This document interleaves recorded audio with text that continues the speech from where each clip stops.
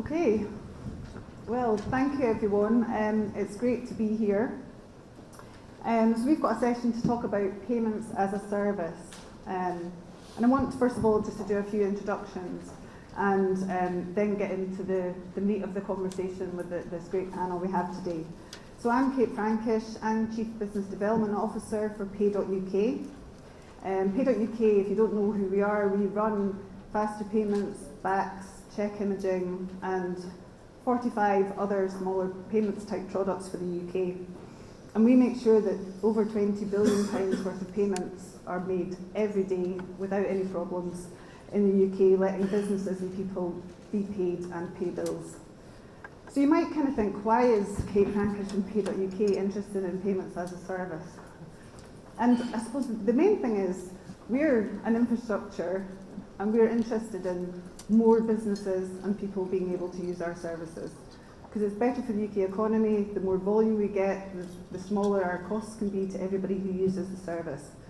And you'll find out as we get into the discussion, payments as a service is all about how do businesses move fast to integrate to lots of different types of payment systems.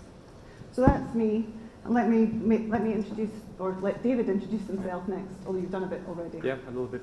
Thank you. I'm the co-founder and CTO of Inverse. We're a Swiss-based company. We've been around for about 5 years now. And again, we mainly work with large enterprise trying to solve the payments as a service problems. David? David Park, I'm the founder of Polymath Consulting, inside of the Card and Payments Network.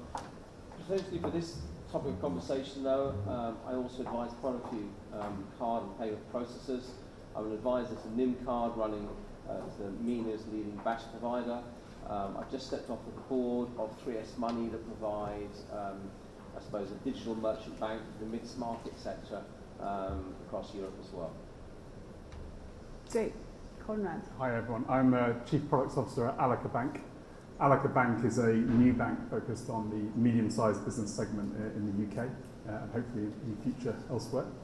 I have executive committee responsibility across a range of things, including product marketing strategy and various other things. And previously I was a fintech founder.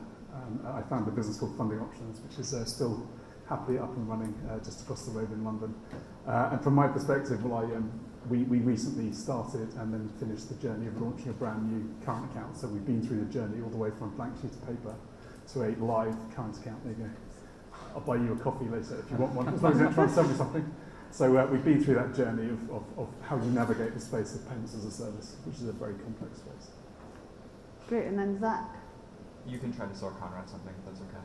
I'm Zach, I'm the product lead for PaaS, working on our European expansion. We're the world's only transatlantic open banking provider, and we're the experts in things that touch consumer bank accounts, whether that's making payments or enabling them. And Suresh? Hi, I'm Suresh Vajiani. I'm CEO of a company called Cloud9. You would never have heard of them because we're still operating in stealth mode.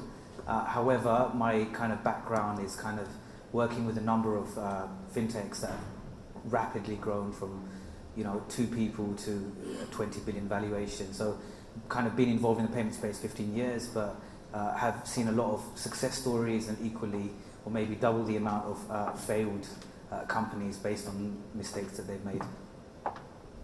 Great. So we've got a great panel. We've got lots to talk about. Let me just set the scene a little bit. Obviously, payments as a service is a massively fast-growing market. It was worth just under $6 billion in 2019 and is projected to grow to just under $17 billion by 2024.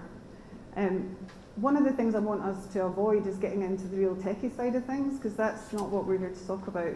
What I'd really like, and what the panel's agreed to, is to talk about what are the reasons that payments as a service are growing, what are the needs that are coming out of the market and consumers and businesses to make payments as a service grow. And then if you look, and I think we've heard from a number of speakers about the pace of change globally in payments, both card and non-card rails.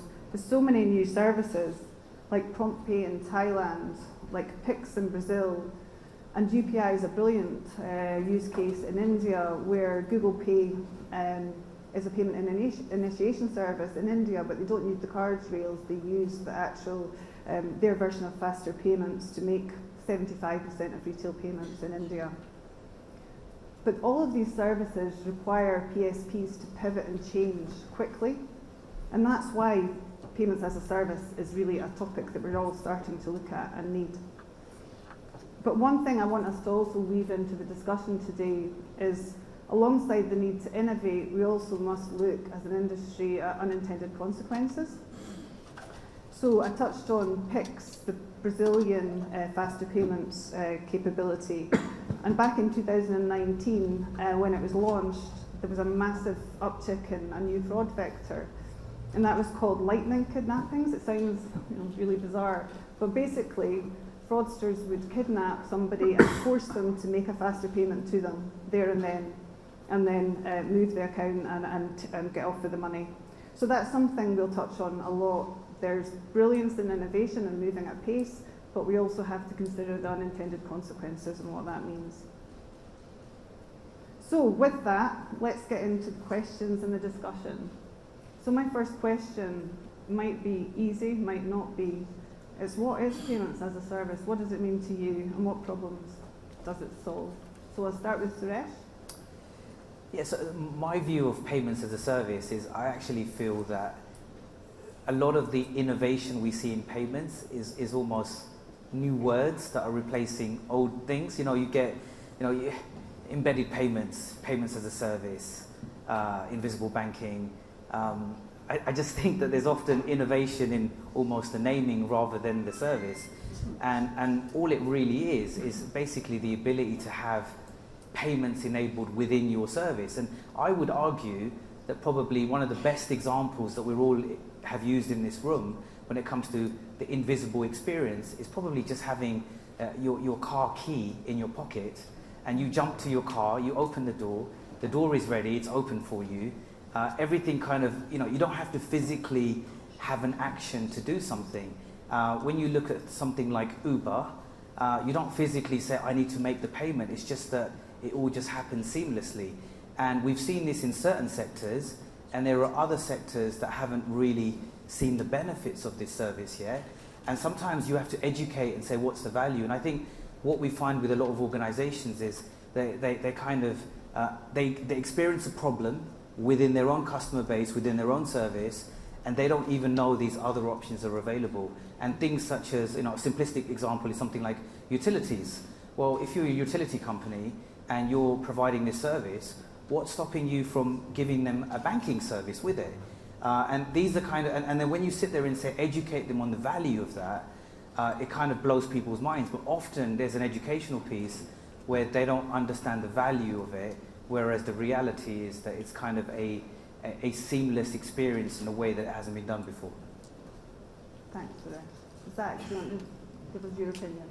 Yeah, it made a lot of sense. I think, payments are getting more complex and payment channels are getting more diffuse. And I think payments as a service just means payments are one piece of payments, but actually things happen before that and things after that. And there are different use cases that require different pieces of that. So kind of offhand, payments are the third step of payments, where you need to know who a user is, what that user is qualified to do with you, what's their affordability. 3, you literally need to get their money. That's kind of the simplest piece. 4 is you need to know that you got their money, which is downstream of that.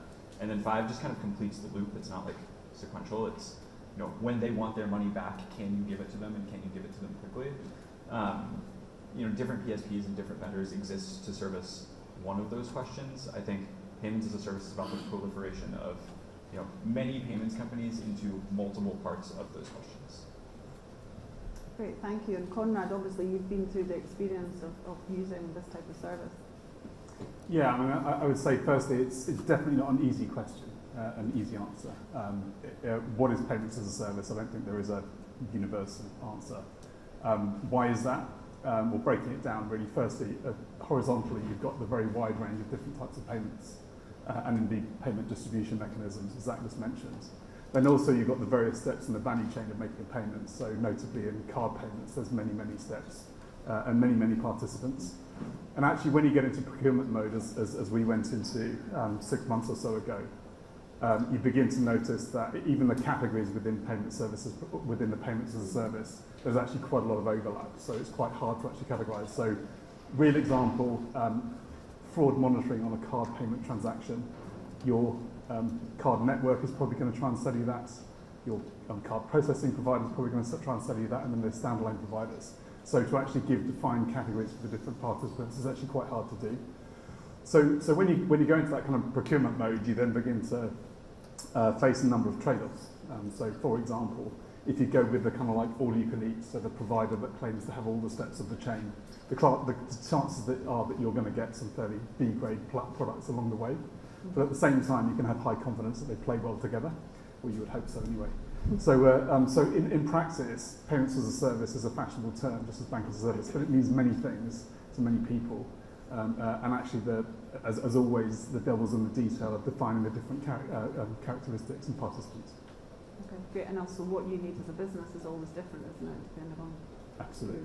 And you know, for the particular use case, whether it's channel or segment you're looking at, as I'll be talking about later, you know, nobody has built the perfect service for your business.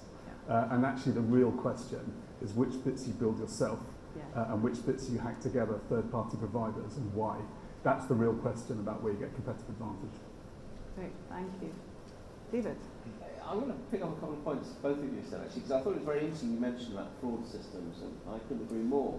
I think part of that is that you mentioned the card, but that totally leaves out, of course, you've got the account-to-account fraud monitoring, which under PSD2 you've then got to bolt in and get a single score out of it. So to your point, that, you know, if your scheme's doing it, you can't get it because it doesn't pick up my PSPI stuff and everything else. I thought it was quite interesting you picked up the challenge in that, and that what people say, we're doing PaaS, but actually they're only doing bits of it and not actually combining it all. And then Suresh's comment around renaming. These days I always look at the BaaS term as just being a program manager that wanted to retitle itself. Because program managers were around in 2007, and now they're calling themselves BaaS providers half the time, or embedded finance and everything else. I still remember in 2001 launching for Lloyds Bank, their non-financial goods and services group, which actually was launching utility service in those days. But so you asked the question of how do you define it? Yeah. And I think that you can define it, which is to say it's an aggregation, an orchestration play. It's about pulling together multiple points to enable the user, and I'm saying the user here being the enterprise that's buying into the PaaS service, to enable the payments they're looking to do. That payment might be on card rails, on banking rails, on crypto rails, it doesn't matter. But a true PaaS provider is all about the aggregation and the orchestration of those services, with or without the additional services like fraud monitoring and stuff, to deliver a single solution to that client. Now, is anyone really doing that today? That's a different question. Great, thank you, David. And David? Yeah, it's very difficult to follow on from that, actually, because it's something that's pretty much what we try to do, and it's a really difficult job to try and do. If I look at the way how enterprises work with us, they're really trying to offload the responsibility of processing transactions, because there's no core IP for them. They want to rather spend that money on the actual internal products.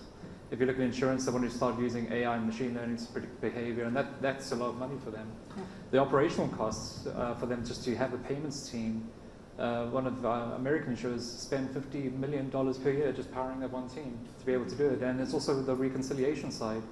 All these payments as a service providers, they are aggregators, but they don't really fulfill the full end-to-end journey that the corporates really need. Great, so there's still things to be done and changes to be made, definitely. When I opened, I talked about the pace of change in payments, and we touched on account-to-account payments, and that through open banking in the UK is becoming a growing use of payments. In fact, we now see 1.4% of our transactions every month and growing over the open banking channel.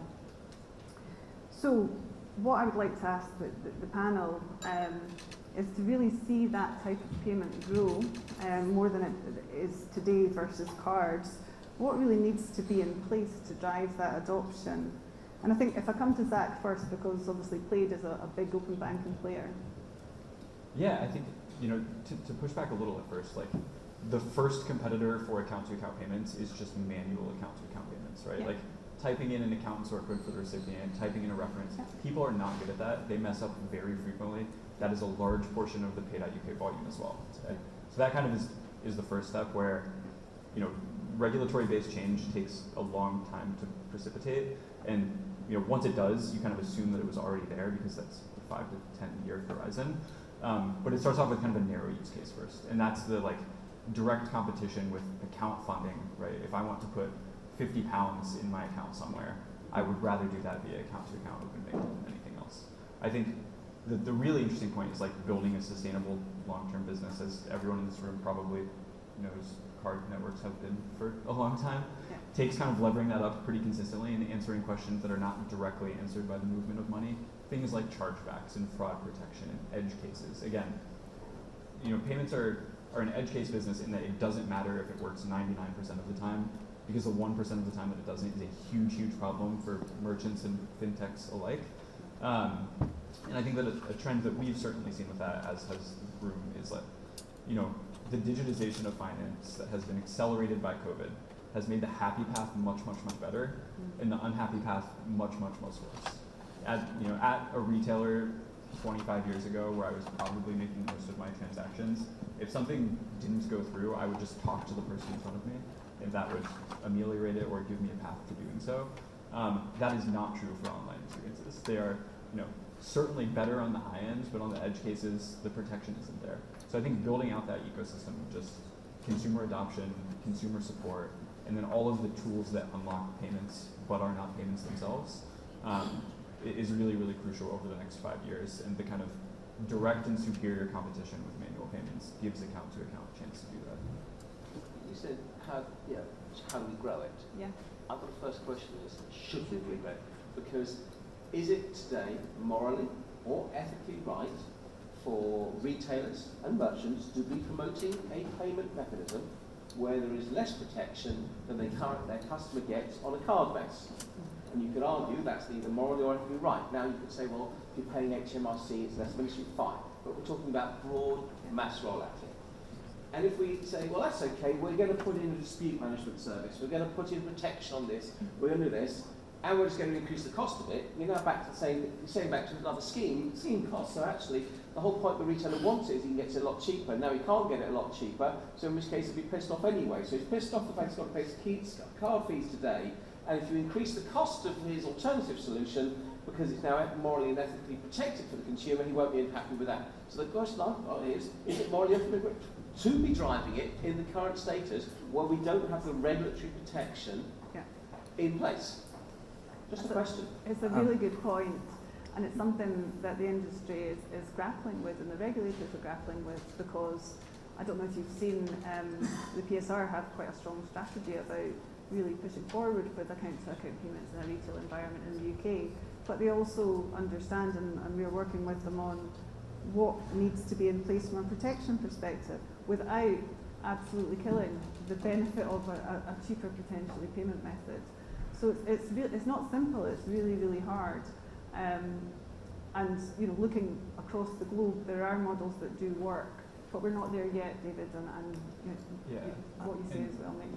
So I was just going to say that from my perspective, I believe there's always cycles. And when I think of open banking, I think of when contactless payments first came out. And there was a lot of distrust, and people were not using it, thinking, I don't want someone to, take my card details and all of these things. There wasn't that trust. And there was a number of factors that created the trust. And some of it was more of a generation play. But I do think that when we look at the average person on the street, they sit there and say, if I want to pay a merchant with my bank details, are they going to get all of my bank details? Because they don't really understand that. And I think unless there's some real incentive... It's not about that sort of trust issue. It's about the simple fact is, if I pay a merchant and I have a problem with those goods, and I've gone through a card scheme, I've got probably a bank and a scheme fighting my corner, right? But I don't think most people understand that. Yes, they do. I don't think the average Joe on the street... Ask the issues here, and the chargebacks they get, they know about it. Yeah, but the person is... okay, let's say your example is accurate. Well, you don't get the same protection on a prepaid card as you would on a credit card. And most consumers don't know that. So I would say the person on the street just sits there and says, oh my God, I'm giving some merchant access to my bank account. And I don't believe they're going to do that willy-nilly. Yeah, I don't think schemes are particularly charitable organizations, right? Well, it doesn't cost the scheme the money. It costs ultimately they take the money off the merchant. So it doesn't actually cost them anything. They're just sitting on a load of merchants' deposits and take the money. Therefore, they can be quite charitable, yes. Yeah, well, and that gets to like how long is a piece of string? Because if the merchant charges 2% more to every user, is that worth the benefits of the scheme? I'm just raising the question. No, it's a great question. Yeah. But I think merchants should incentivize. If they're saving money on interchange, there should be, you know, I'm saying there should be some Double incentives. points on your Tesco card when you shop for piss. Is that an idea for us? Great. So Conrad, anything to add from our Yeah, I mean, just Syrian place? stepping back from the specific. I mean, there's my kind of perspective on this is that payment innovation. I think we're kind of in a third wave of fintech. So wave number one was very good user experience for payment acceptance in particular. But effectively, I don't mean this a derogatory way, it was basically lipstick on a pig, which is that you had very antiquated payment rails, but a UI that basically made it a lot easier, for example, for merchants to accept money online. And in the physical world, you had the emergence of devices on your phone that allowed payment acceptance. So kind of wave one was basically lipstick on the pig that was the antiquated rails. Wave two, which I think we're right in the middle of now, is more API-based ways of doing that, so kind of abstracting that complexity away. So API-based solutions that allow more enterprisey companies and more techie companies to actually get the same benefits. What of course needs to ultimately happen is that the antiquated rails themselves need to get rebuilt. And I do think that open banking is potentially one component of that. But how does it feel now? I mean, are we anywhere near, for example, account-to-account being a solution for international payments, even pan-European payments? I really don't think so. Let me just explain that, from a bank's perspective. If there was an account-to-account payment between a UK bank and another UK bank, we know two things. Firstly, that they operate to the same technical standards we do, roughly speaking, and also that they operate to the same regulatory standards, for example, KYC, which is critically important, particularly in the current environment. So I think in the domestic environment, we're kind of getting to the point where it's now a viable payment mechanism. And of course, there's further work to be done to both refine the technology and the regulatory environment for that. But I think we're a very long way, in my view, from it being a viable international payment option. Great, okay, so let's think about building payment services to help solve some of these challenges, because that's really what payments as a service does for the industry. I think the concept of the payments life cycle comes into play. And Zach, we had a bit of a chat about this. Can you bring this to life for the audience? So can you repeat the question? Yeah, thinking about the payments life cycle and how payments as a service helps solve some of the problems we have there. Oh, got it. Yeah, so again, so like those 5 questions earlier, right? Like making the payment is certainly not the only thing. And you have to start from kind of first principles, or like, things are getting faster generally. 10 years ago, 2-day shipping would have been fairly impossible. Now payment needs to be instant, settlement needs to be instant. T plus X just kind of fundamentally causes problems at like the merchants and fintech level.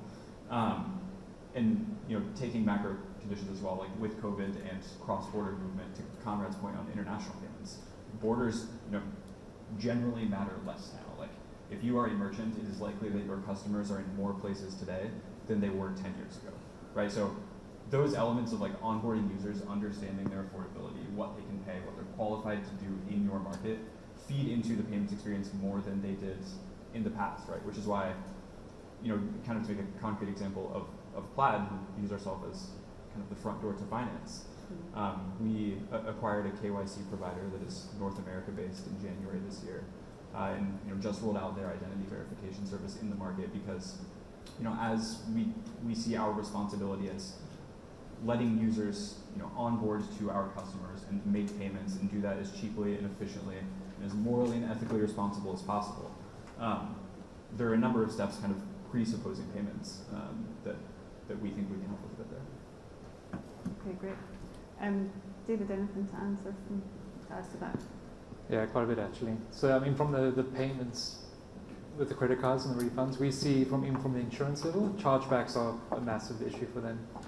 And it's certainly, I think a lot of their customers are aware of it. I think when it comes to building up payments as a service, I think a lot of people really forget about the core challenges that these companies face.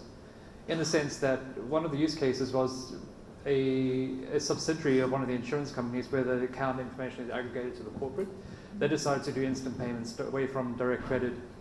And even though the implementation was really simple and the APIs were great, the account level, all of a sudden, their reporting started breaking because the settlement on the transaction on the bank was instant, and it wasn't 3 days later of what they were expecting. So even though that one little core piece of the payments as service worked really well for being able to pay out a user, it actually broke a lot of the internal systems that they had. So I think with payments as a service, it's not just really looking at customer experience and what are your customers really experiencing. It's also like how do you actually build it so people can use it without having to do massive migrations internally. But on that point, I mean, we've got confirmation of payee now, obviously, but it's rolled out to like this much of the actual banking network in terms of number of banks. Yeah. It's still not rolled out to any of the EMIs that are on current accounts. It's still not rolled out to all the smaller banks and everything else. Surely on that, because loads of people will say, well, what's the name on the account? And I'll say D Parker, it's a David Parker. That causes you, because you've got to get the name exactly right. Absolutely. The confirmation fee, and that's going to cause big issues on something like that, where people, it's actually in both our names or one of the names, and company names, sometimes got limited on, something that hasn't. All these absolutely. It causes huge problems on that. Absolutely, and this is why they have 100, 200 people working in one team trying to do manual reconciliation. It's a massive problem. They're trying to use machine learning and AI to do it, but these problems are complicated. When they offer so many different payment technology types, they all work at different cadences, different speeds. What does the network actually charge? So what is that the end consumer might actually get versus what you charge? It's a mess. And so these are some of the problems that payments as a service they need to try and solve. Otherwise, the adoption, even as open banking goes, corporates are a little bit scared. They're like, well, we just did credit cards, we just did direct debit. Now you want us to do fast payments. Oh, now it's open banking. And then people in open banking are like, oh, no, but it's going to move to open data and open finance one day. And they're like, well, this is 4 years old, and do I really want to spend that much energy in doing that? It's just not mature enough, and they can't see. And I think it really goes back to some of the competency piece within companies. They don't understand payments. We sit here, we understand payments. They don't. Yeah. They just want money in and out, and how do they actually tell from their ledger that it was successful or not successful? And then I think a really important point that teases out is that you can't just change the instrument or just change the answer to one of those 5 questions, because as soon as you break one breaks, right? If I had a new instrument, reconciliation probably breaks. I have to retrofit that anyway.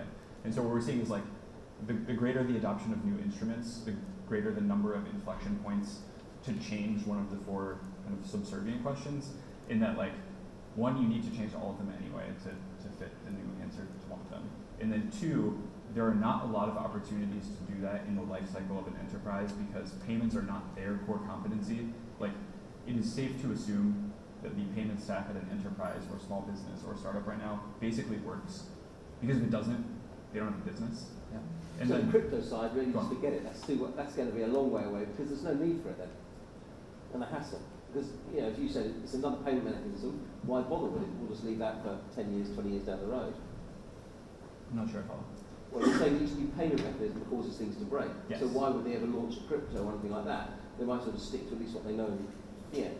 Yeah, and the kind of answer to that is that, the absolute N of number of users that make payment is so big that if you can get, 0.05% more users kind of in and through your funnel, the absolute dollar value of that is just massive. So adding the instrument, despite all the hassle and having to fix all of the broken systems, ends up being pretty worth it for merchants. So a kind of simple and concrete example of that is one payment method on a checkout page converts worse than multiple, but 20 converts worse than 7. And so that optimization is worth constantly doing for merchants. Because again, if you get one marginal user through, that's a lot of money for a lot of the world's biggest retailers.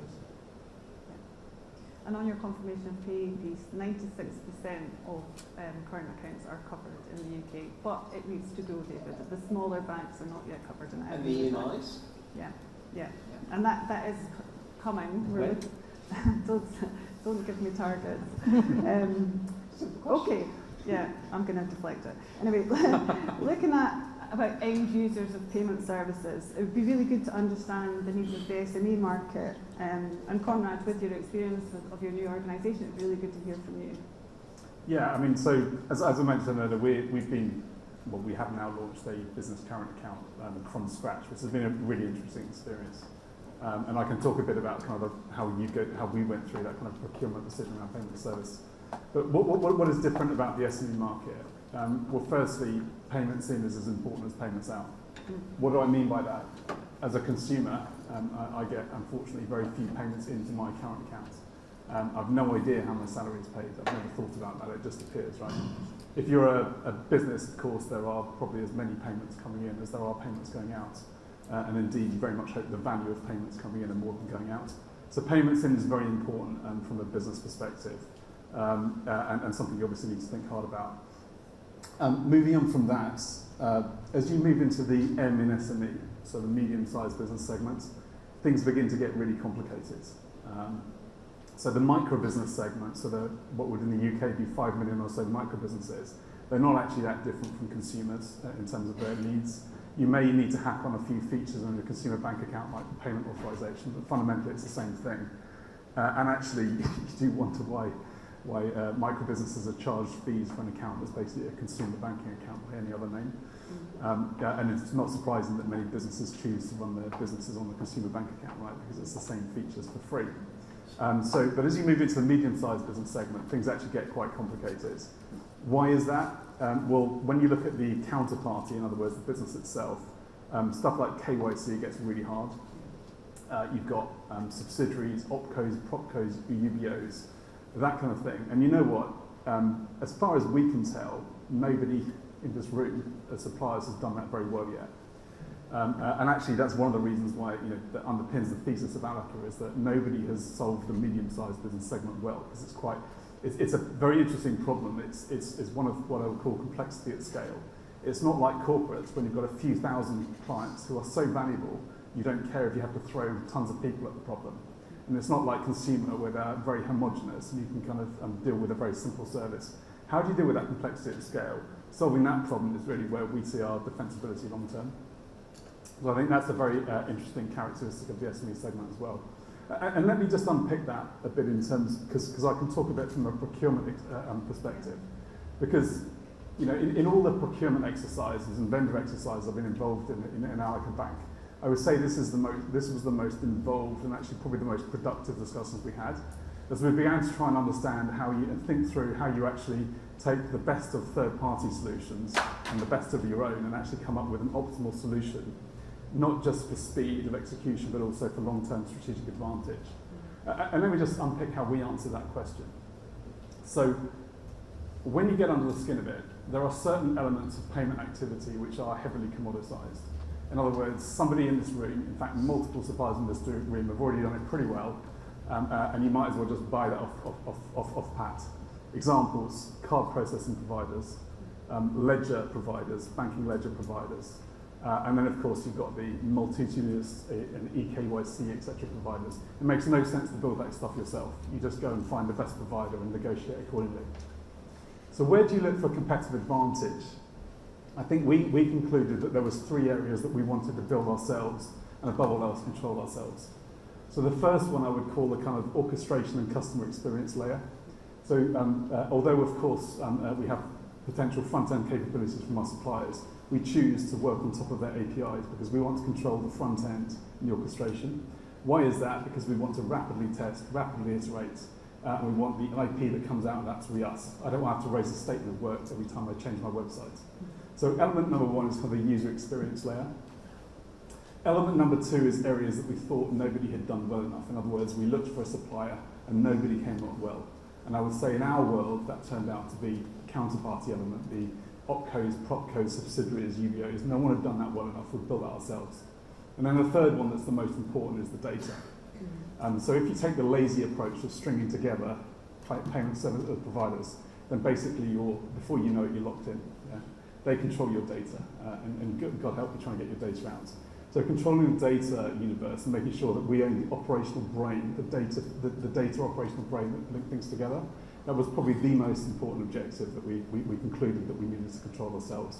So it's quite an interesting experience, and what you then end up with is you end up with some hopefully best-in-class, very configurable, very simple to implement providers, but above all else, the IP sits with us, and that's kind of how we concluded to build.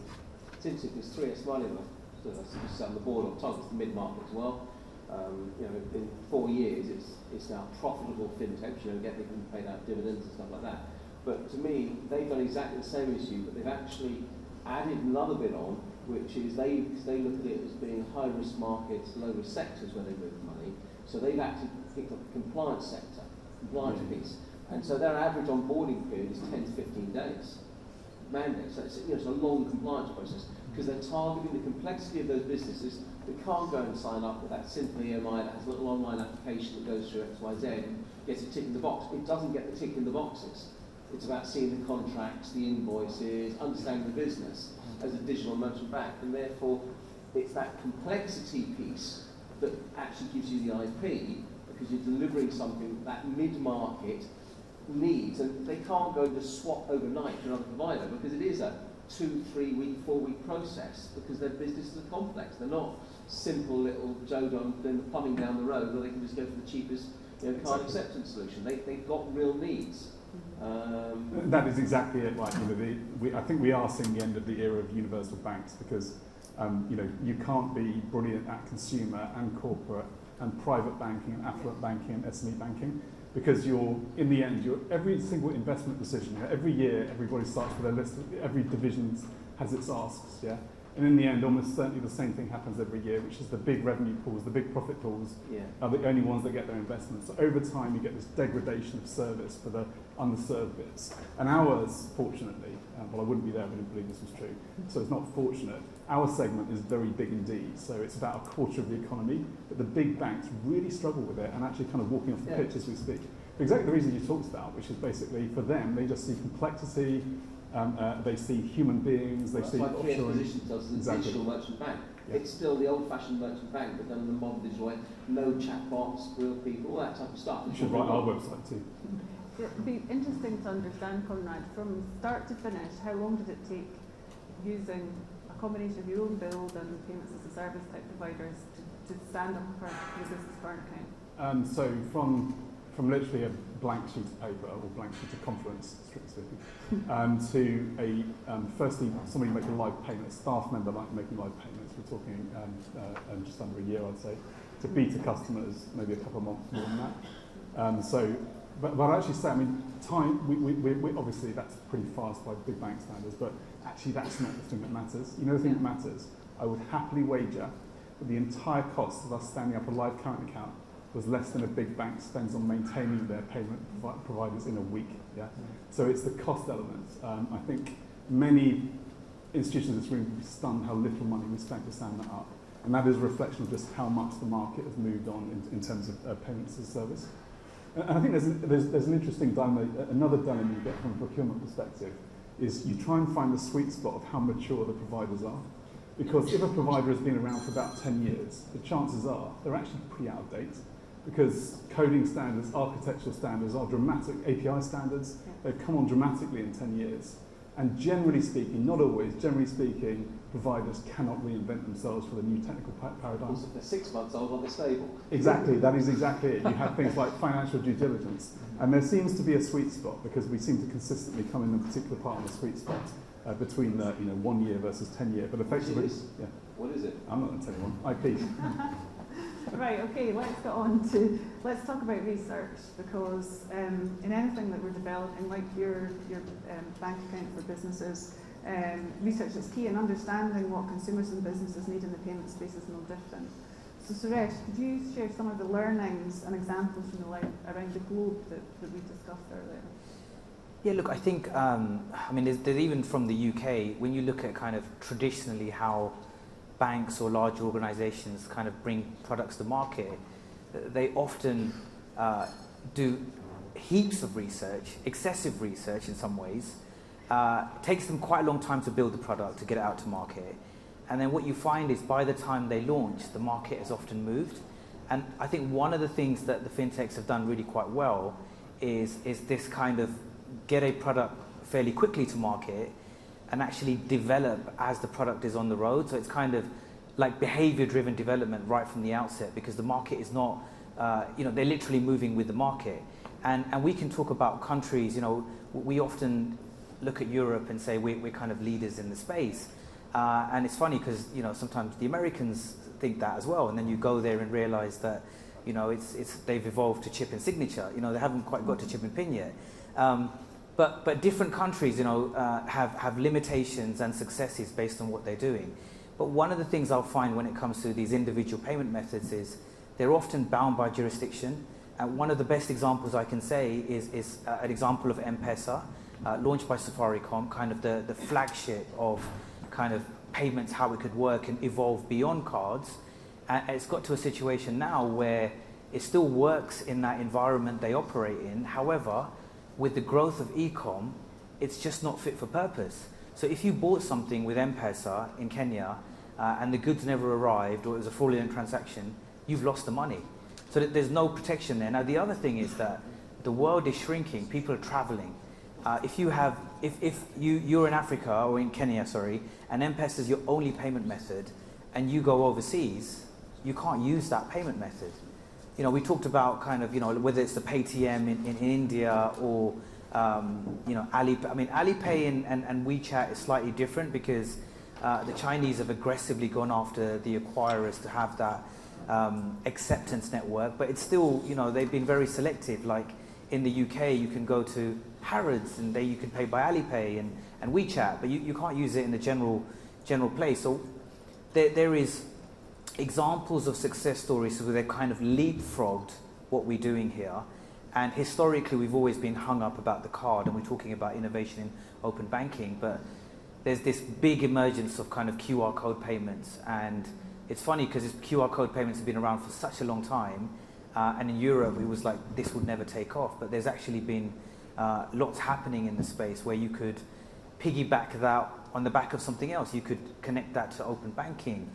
There's so much you can do, and there's also an emergence of wallets.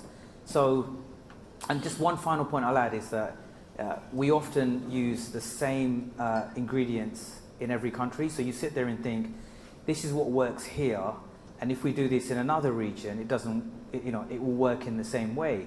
And I'll give you an example of Revolut. So Revolut, hugely successful program. It launched in the UK, multi-currency product, and everybody's like, yeah, this is the best thing ever. And then they kind of use the same recipe everywhere. And you look at somewhere like the US, where they're like, this would be a great app and they can handle currencies, but the Americans don't need multi-currency. So it was almost like, well, the whole thing that makes it special isn't so special. And there's a reason why like N26 pulled out the market and all of these things. So I do think that it's quite hard to get the balance between regional and international. So you can't have one that fits all. And the ones that have tried to do it have failed. So I think it's something that is definitely needs to be considered. Yeah, I was going to say, I think, a couple of things from that. One, enterprises tend to be global. That's fairly uncontroversial. Two, payments businesses make sense at scale, right? They are network businesses. Each marginal user that goes through your flow makes your own product better. Three, and in a complicated way, as payments are global businesses, instrument selection and users are very local, right? Like preferences in different European markets are very, very, very different. And then kind of rounding out and going back to that point, PSPs exist in many ways to like bridge that gap, right? Like they exist to make local payment methods global for their customers. And I think that gets to our thesis on account to account a little bit in that like there is nothing more local than who you make with.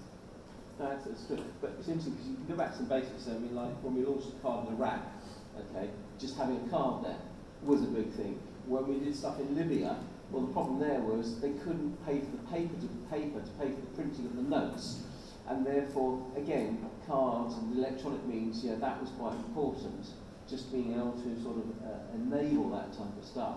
By the way, Suresh, you realise the first business case for M-Pesa said we're only going to have 100,000 customers and there'll be no, that's why we don't need any KYC on them. That's why they initially took off so. That's probably why they're also not a bank. Yeah, but it's interesting because Big Pay in Asia, who you think would go with a QR code solution, okay, which is the fintech division of AirAsia, Tony Fernandez there, where we've done work, and they've not gone with the QR code solution. They've still, despite Alipay being around the corner and everything else, they have gone for physical cards, both prepaid and credit. Okay, prepaid is illegal in Indonesia, but in the rest of the markets they've rolled out the physical cards, and so it's almost a what we would call retro light current account type solution, which is a payment solution, but it's where it's becoming more of a super app in terms of having other things built into it, like Grab is trying to do as well over there. So it's interesting the way they're down that part of the world, they're going less, to them, payment is more a facilitator, and it's everything else you're building around the payments, which is where they're trying to do the innovation. it's complicated, isn't it? And we talked about, payments are global, and there's not one easy plug-in just to solve all these things. I don't know, David, does that? Yeah, I mean, so from the insurance perspective, they're trying to challenge their business models. They're trying to do a lot more pay-as-you-go subscription services, especially for mobile telematics. And they really do try to push the agenda of innovation. But the problem is that they always leave payments to last. So one of our, clients that did this proof of concept, that the ability to pay for a premium for every 5 minutes is really a great thing, especially if you do have like a Zipcar type company. Since they left payments right to the end, they realized actually they couldn't do the collection that much because the cost of using a credit card for that amount of time wasn't worth it for them. I think that's where potentially things like open banking can come in with the variable payments in the future. But right now, they just don't have the mindset of payments forefront for any service that they have. It's starting to become that, but they just don't have enough knowledge to do it. I guess to ask a question there, what changes that? Changes the knowledge? Mm-hmm. So one of the things we've done is we've got a normal payments as a service platform that they would pay for as a subscription. What has also been really beneficial for them is us going in and actually teaching them payments as an outside party, saying actually, you need payments experts. Let us actually come and look at the problems. Let us tell you some of the solutions. Let us tell you about some of the companies that you can use to actually solve some of these problems, because they just don't have it. The only way they can do it is either by coming to conferences like this and become a little bit more educated.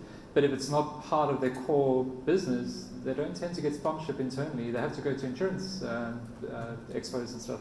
So that's the only way. It's just them coming here and us going in, and that's the only way they're going to really change their attitude towards payments. Unless it becomes such a critical issue for them that they lose customers.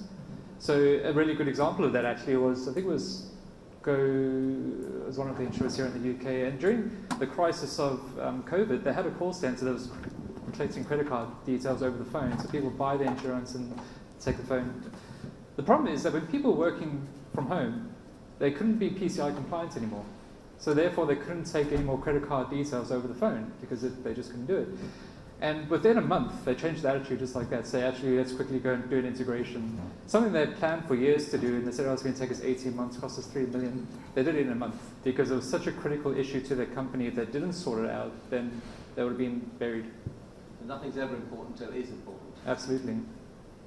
It's very slow moving. And then from an innovation team, I probably sound really bad for saying this. Usually when I'm put in touch with an innovation lead within a big organization, to me it's a dead end. I've been in that role in an innovation team. And the problem is, you can do these great things, absolutely beautiful, wonderful user experiences and tiny little products. As soon as you try and integrate it into the main corporate or the company, it's a dead end because they just don't want to adjust to the system changes or the process changes, support changes that need to be put in place. It takes too long. And then what they tend to do is to say, well, we can't do it internally, so let's spin it out as a subsidiary, and once it's big enough, we bring it back in and potentially just replace whole teams with that. And that tends to be the way how they innovate. So David P., obviously you work for a consultancy, or you run a consultancy. So thinking about what are the kind of needs and themes that are coming out when you're out speaking to customers? I'd say the needs and themes are a mixture. You're getting companies out there that are saying, and it's interesting you were talking about educating on payments, you're getting the opposite. An Adidas who says, I don't want to employ payment people, I just want a solution. Yeah. So there's been a new term coming out over the last couple of months, or 6 months or so, almost like plug and play finance, in that saying, what's the difference between a BaaS provider, program manager, and a plug and play finance? And the difference is, BaaS providers provide all your infrastructure and all the background, but you've still got to employ the people to run it. Yeah. Whereas plug and play is very much literally, you plug in, Adidas doesn't employ a single person in payments. Everything's handled for them by that partner. Absolutely. And there's certainly a push coming from the market for a number of big companies to say, we're not interested in payments.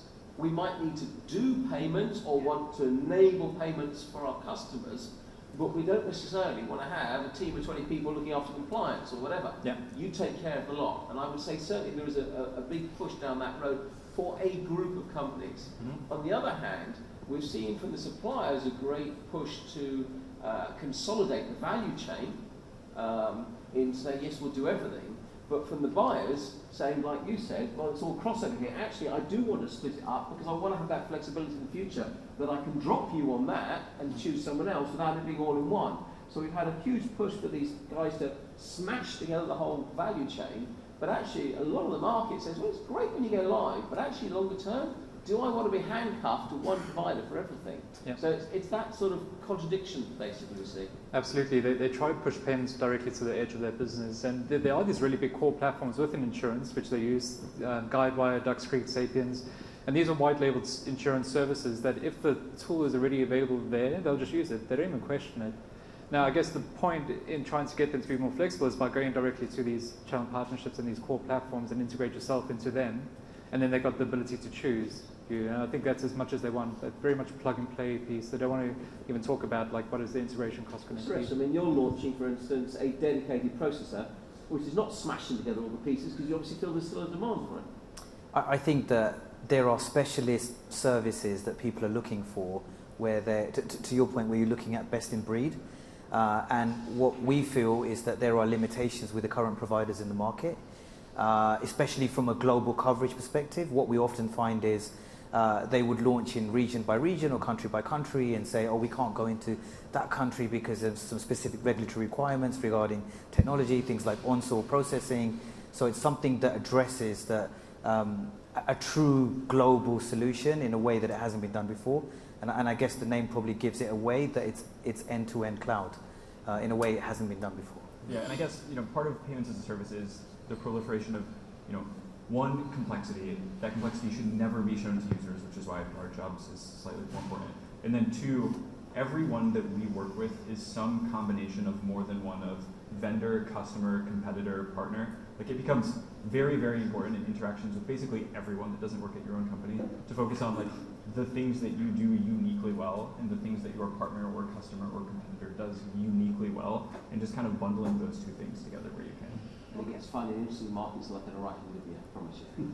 Right, we've got a few minutes for questions from the audience. We've got a few comments on the chat.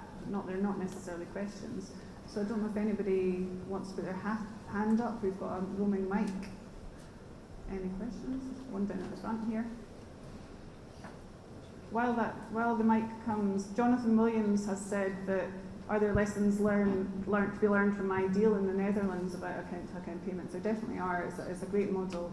And another comment around people tend to fail to pick up all of the complexities which we've teased out of it. Payments is not a simple one-size-fits-all. There's lots to do. So sorry, sir. Question? No worries. David, Parker, you mentioned around the schemes being charitable or not charitable and open banking, whether it will be uptaken. My question is your thoughts on why the schemes have bought out open banking businesses if you don't think it's going to be something that will take off right now? Because the schemes strategically view themselves as being payment rails and being rails on which data flows, whether that's loyalty data. Mastercard have got a huge loyalty offering globally as well. They bought a loyalty company last year called M.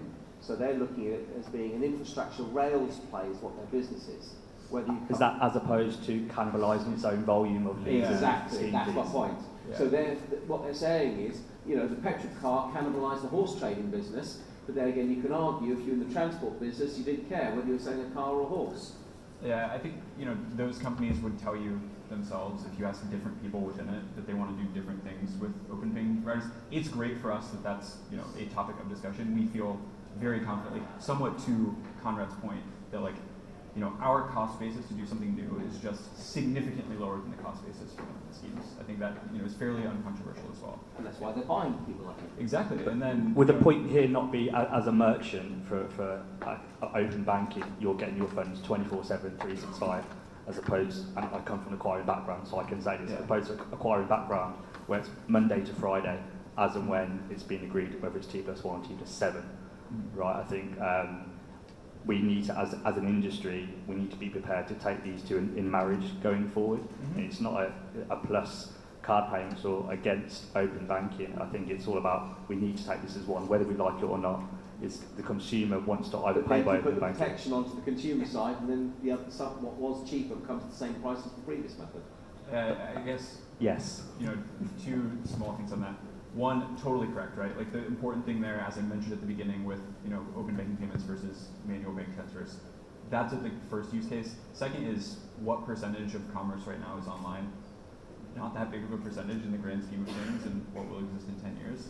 And then two, to kind of answer concretely, like there are very intense discussions within the schemes themselves on whether or not they will cannibalize their own businesses. So there's a theory that's like, we buy it because they could kill us, and there's a theory that like they buy us because they want to kill their own business, and that's kind of like there's historical canon on that where American Express was a traveler check company, like really only. Their card business killed their margin on that, right? It like completely destroyed their core business, but it made them into the company they are today. My same analogy on that is why is it that a cigarette firm owns Nicorette? So it's almost like they're selling you the cigarettes and they're selling you what you would do if you stopped taking the cigarette. And I have another view, which is maybe that the schemes want to own the open banking rails because they want to control it. And it could be, it depends what hat you put on from a conspiracy perspective, but you could argue that if they own the company, then maybe let's not push it too aggressively, but it's there as an alternative. Yeah. Okay, we have run out of time officially. So just to wrap up, payments is complex. Payments as a service is trying to make it less complex and add parts that really matter and allow PSPs and others to move at speed. But it's not the one size fits all. It doesn't solve everything, and as Conrad said, you have to understand what's right for your business. So thank you very much to the panel. That was a really interesting debate. Thank you very much.